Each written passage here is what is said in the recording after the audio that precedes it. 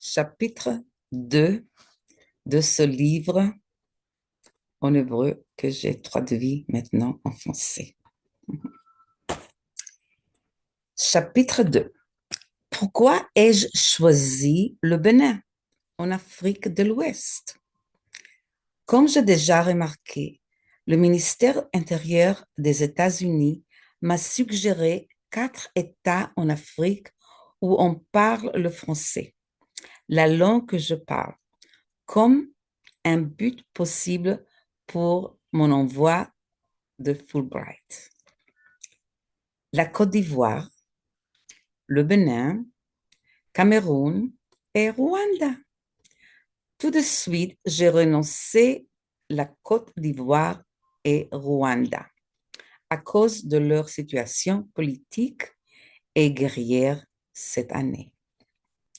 J'ai écrit aux représentants de Cameroun et de Bénin, mais on m'a répondu seulement du Bénin. Et même ceci a pris très longtemps.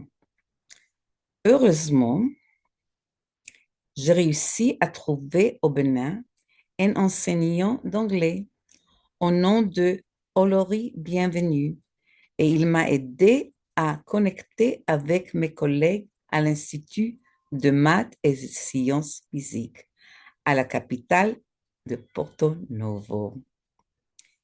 IMSP, c'est Institut de maths et de sciences physiques.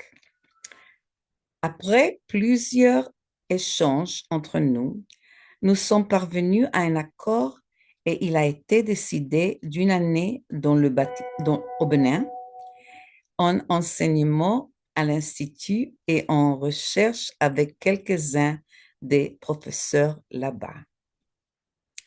Avant mon départ en août 2003, je me suis fait vacciner contre le paludisme, la typhoïde, la rage, la fièvre jaune et d'autres. Tout cela selon les recommandations des CDC, le Centre de contrôle des maladies. Je me souviens même avoir enduit mes vêtements d'un produit anti-malarique, le pyrètre.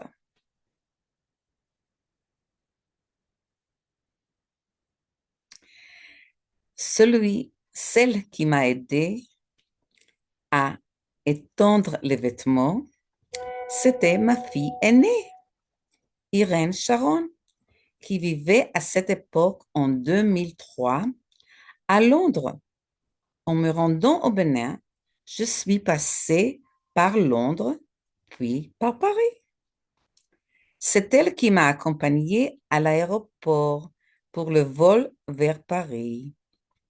Une courte visite dans la ville des Lumières, juste avant que j'atterrisse dans l'inconnu. J'étais bien sûr assez nerveuse avant le vol.